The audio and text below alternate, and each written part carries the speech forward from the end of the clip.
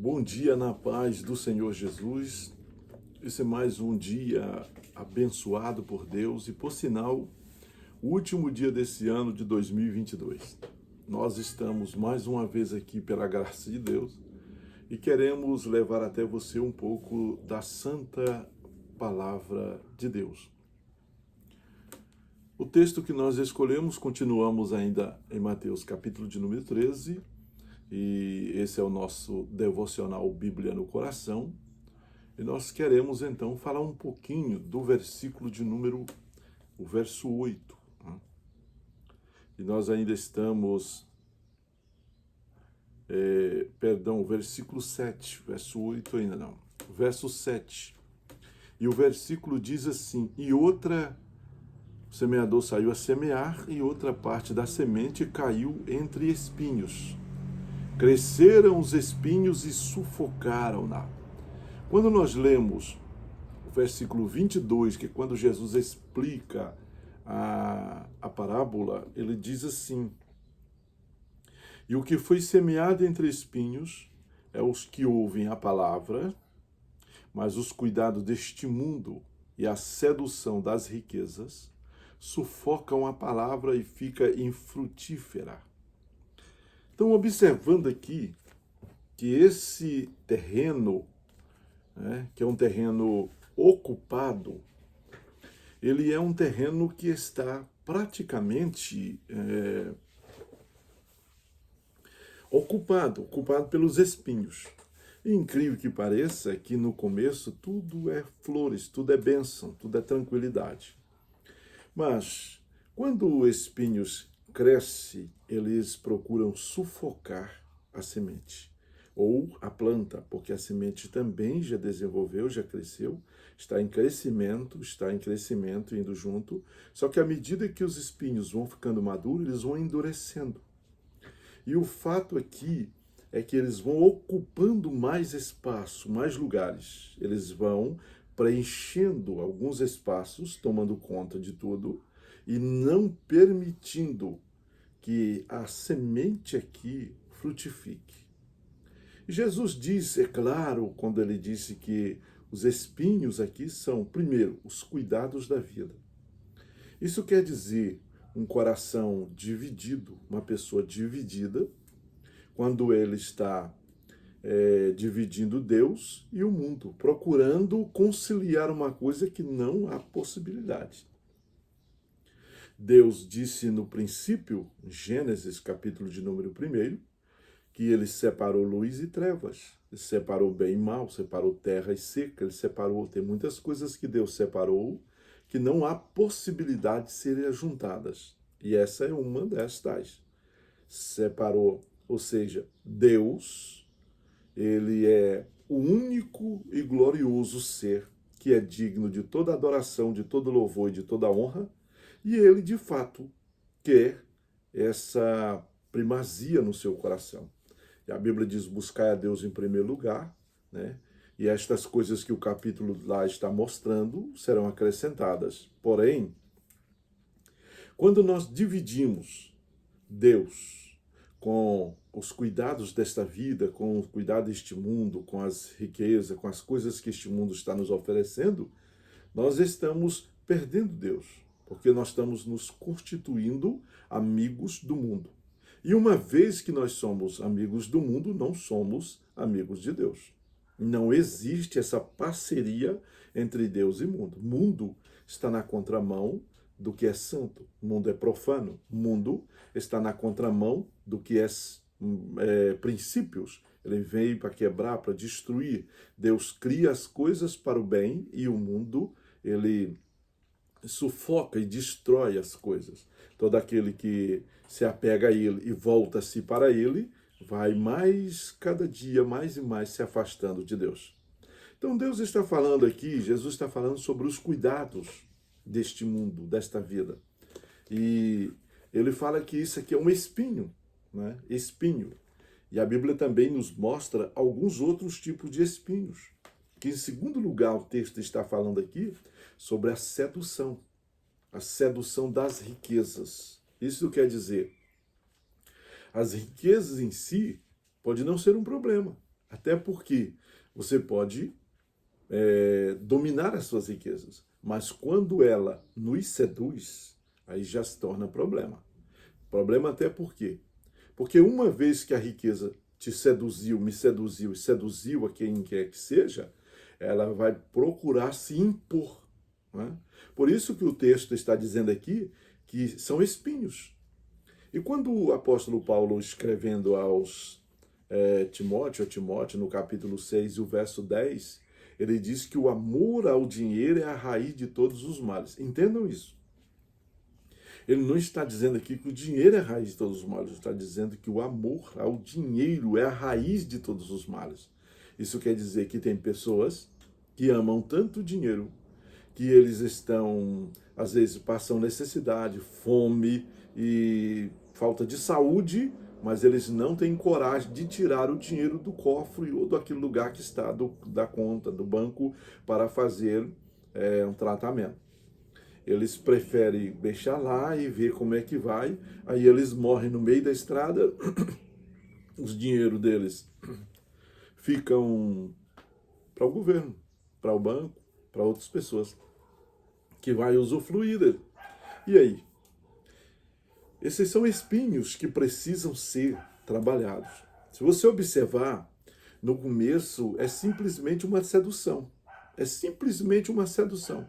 Isso quer dizer que não faz mal. Ah, tadinho, é uma coisa à toa. Isso logo em seguida eu conserto.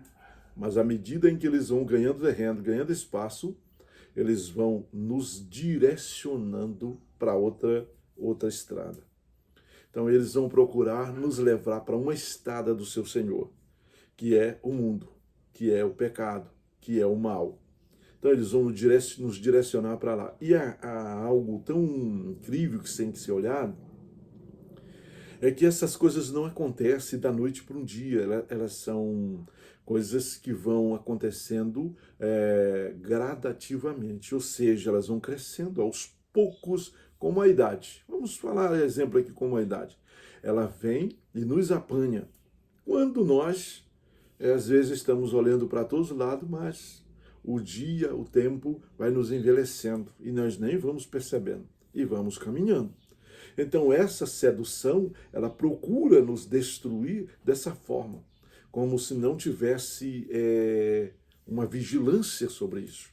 Por isso que o Espírito Santo está chamando a minha, nossa preciosa atenção para esse fato importante. Você precisa entender que todos aqueles que amam o mundo e o que no mundo há, o amor do Pai não está neles. Todos aqueles que abrem mão de Deus, da confiança, das maravilhas de Deus, das bênçãos de Deus, de um Deus presente, para se apegar a algo que ele está, mas eu estou vendo, eu estou investindo no que estou vendo. E sim, mas Deus você não consegue ver, você consegue de fato e de verdade ter fé, confiar. E a fé que honra a Deus é a fé criada pela palavra de Deus. Romanos capítulo 10, verso 17. A fé vem pelo ouvir, e o ouvir a palavra de Deus. Não é qualquer coisa que você vai ouvir que vai gerar fé. Então entenda, as riquezas vão te seduzindo, vão me seduzindo a todos. E elas procuram, essas riquezas procuram como espinho ocupar lugar. E ela vai nos tornando viciados, dependentes dela. Daí a pouco nós começamos a desacreditar de Deus. E começamos a acreditar que se eu não tiver dinheiro, eu não conquisto. Se eu não tiver dinheiro, eu não vou a tal lugar. Se eu não tiver dinheiro, não vai. Então eu preciso acumular dinheiro. Eu preciso ser o rico insensato do capítulo 12 de Lucas. Destruir os celeiros e construir grandes celeiros. Eu preciso me envolver nesse mundo para adquirir o máximo. Eu preciso experimentar, viver. E quando eu estiver bem mais idoso lá, não produzir mais, é a hora de abraçar o caminho. Mas é aqui que mora o que da questão. Quando você observa que os espinhos, quando cresceram todos juntos, a terra ocupada, ela não causou problema nenhum. Nada. tudo era mil maravilhas, amizade muito boa, coisa boa, e vai crescendo, desenvolvendo, vai chegando num determinado patamar que, se você observar, não quer dizer muito perigo, não vai apresentar nenhuma resistência, porque não tem resistência aí. Então, assim, eles vão crescendo juntos, mas à medida em que ele vai se formando, ele vai ganhando espaço, ele vai tentando roubar a nossa fé, excluir a nossa fé e apresentar um materialismo, e nesse materialismo nós vamos nadando de braçada nas ondas desta ganância, nas ondas do pecado e nos afastando da presença de Deus. E longe de Deus, nós não vamos frutificar absolutamente nada, porque o espaço que nós tínhamos foi tirado. A liberdade aqui foi cerceada, ela foi tirada, ela foi excluída. Não há essa liberdade aqui. Então, quer dizer que o espinho na minha vida, a riqueza, a sedução, aquilo que eu fui seduzido para estar, para viver. E eu não vou dizer aqui só riqueza, mas eu quero te falar também de uma sedução que está a todo vapor no nosso Brasil, que chama-se sedução do cristianismo, com mensagens mentirosas, mensagens falsas, profecias enganosas, pessoas que nem conhecem Deus se levantam, pessoas que nunca tiveram uma experiência com Deus, se levantam no intuito de dizer para você o que fazer. Você está na caminhada, você vai abrir mão da caminhada que conhece Deus para ouvir quem não conhece. Eu quero entrar na sua casa, eu quero te falar da revelação, eu quero te contar algo, eu tive isso, eu vi isso. São multidão de pessoas que estão vendo anjos, estão vendo caminhos, estão vendo evangelhos totalmente diferentes, que aceita tudo. O evangelho que eu estou pregando é esse evangelho aqui, é o evangelho da renúncia, é o evangelho que nós precisamos excluir a sedução das riquezas e a sedução do cristianismo, do evangelho. Nós estamos no caminho que é estreito e apertado, e alguém chega para nós e diz: isso foi passado. Agora você precisa concordar no evangelho, nós podemos dançar, nós podemos vivenciar muitas coisas aí que não tem nada a ver. Nós podemos fazer tantas coisas. Isso é uma sedução. Você está sendo seduzido para entrar por um caminho que não é o caminho de Deus. O evangelho tem renúncia. O evangelho, ele não aceita te dividir com o mundo, te dividir com o pecado, te dividir com Satanás. O evangelho quer você, para te dar um novo rumo, uma nova história, um caminho glorioso chamado Jesus. É esse o evangelho da libertação e da verdade, que não se prostra diante das coisas do mundo e nem aceita essa sedução, porque o Espírito Santo está conosco. Essa é a diferença, esse é o diferencial.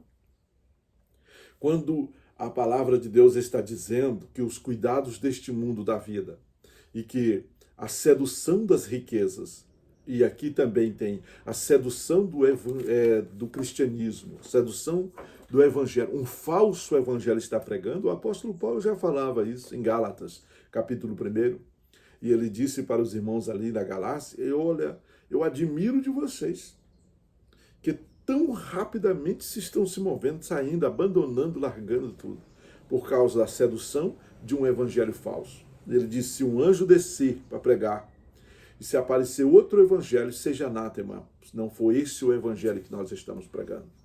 Então aqui há uma palavra de Deus. A semente se torna infrutífera. E como é que ela não produz? Quando ela é seduzida pelas riquezas do mundo, pelos cuidados desta vida. Quando ela é seduzida, e essa sedução, ela aos poucos vai tomando conta, porque ela vai enlarguecendo. O que era pecado não é mais pecado. Isso era na ignorância de pastores que pregavam, obreiros que pregavam, pessoas que não tinham, que eram analfabetos. Nós somos doutores. Hoje nós somos doutores, nós estamos vendo que as palavras têm outro significado, ela vai além. Isso não faz mal, isso não faz mal. E estão enlarguecendo o caminho. Mas esse não é o caminho que leva ao céu. Jesus é o único caminho. Se você quer ir ao céu, então renuncie a si mesmo e aceite a cruz que Cristo está te mostrando. ponha no ombro e siga Jesus. Foi Jesus quem disse que aquele que não deixa pai, mãe, filhos, filha, deixar tudo por amor de mim, não é digno de mim. Há uma divisão na casa aqui. E a divisão é quando as pessoas desta casa não querem Jesus. E você o abraçou, amou e está amando. Então você, nesse momento, vai entender que há uma resistência muito grande daqueles que dizem sempre que te amam, daqueles que dizem sempre que está contigo, aqueles que dizem que está do teu lado para o que der e vier. Não é verdade. Se você deixar o caminho deles, se você abrir mão do pensamento deles, das ações dele, você vai ver resistência fortíssima. Eles te excluem, te expulsam, e se eles puderem, eles até te matam. Então entenda, Jesus é o único caminho que conduz ao céu, ao Pai Celestial. João 14,6.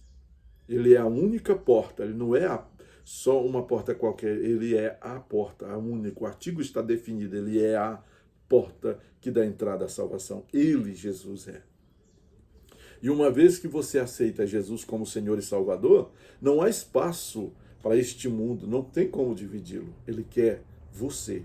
E você precisa se entregar a Ele em corpo, alma e espírito.